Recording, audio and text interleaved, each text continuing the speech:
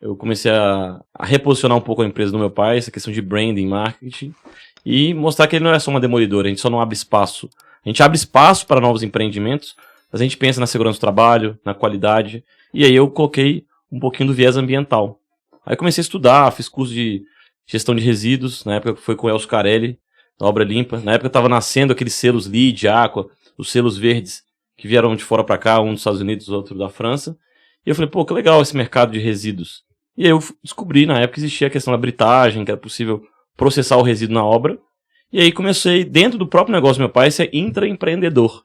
Então eu comecei a reposicionar a marca dele, tanto em Google, internet, anúncio, venda para o cliente. E eu comecei a visitar algumas feiras, inclusive fora do Brasil. E naquele momento, eu percebi que esse mercado de reciclagem lá fora já era muito consolidado e que no Brasil ele era muito incipiente.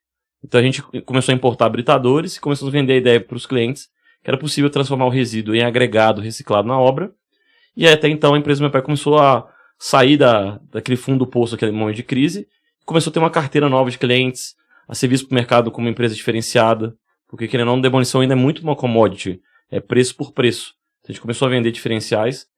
E aí, nesse intervalo todo, nasceu a Brecon. Na verdade, a Brecon, a história dela se confunde muito com a minha e do Levi. Porque a Brecon, na realidade, ela nasceu de um sonho do Levi. E nesse sonho do Levi, ele prospectou várias recicladoras. E eu fui um deles, que ele conversou. E aí, nesse bate-papo, ele achou a empresa do meu pai pelo Google Ads, na época. Isso já tem trocentos anos. A Brecon nasceu, na realidade, em fevereiro de 2011 de forma oficial, mas em outubro de 2010 foi a primeira reunião.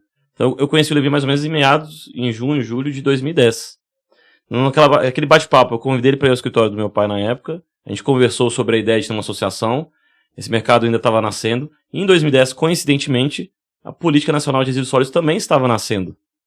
Então, justamente de encontro com a Política Nacional, conhecendo o Levi, a gente teve a ideia de criar a Brecon.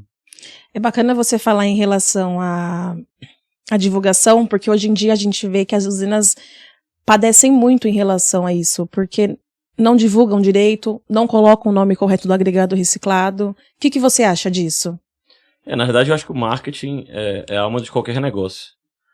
Como eu trabalhei com consultoria, eu lembro que eu tinha um mentor meu naquela época que falava, a empresa pode estar morrendo, mas você tem que estar um folderzinho lá, olha, eu existo. Sim. Então, assim, eu percebo que às vezes a usina é muito do ser humano, né? A gente quer focar às vezes no problema e não na solução. Verdade. O agregado é ruim, eu tenho dificuldade de vender. Mas o que você tem feito para mudar essa imagem do agregado? O que você tem feito para ser mais visto pelos seus potenciais clientes? Então, assim, a Brecon nasceu um pouco disso. Pô, em 2009, meu pai tinha poucos clientes na carteira. Naquela época o Google Ads não era tão popular quanto é hoje. E naquela época eu já visualizei essa possibilidade, refiz o site dele, que era em Flash, coloquei usando ferramentas que otimizam também o SEO, que a gente chama, que é a busca orgânica, e ele conseguiu passar de uma consulta por dia até 10 consultas por dia. Então, eu acho que o que falta hoje não só para os associados, mas para o mercado de reciclagem, que quer quebrar paradigmas, que quer vencer preconceitos, que quer criar uma nova cultura, que as empresas que fazem parte do dia a dia têm que ter um posicionamento melhor na internet, em rede social. Enfim, acho que telefônico também, o próprio podcast, o próprio WhatsApp, são ferramentas que a gente pode usar justamente para dar mais vazão às informações, para que o mercado conheça a gente com mais profundidade, né?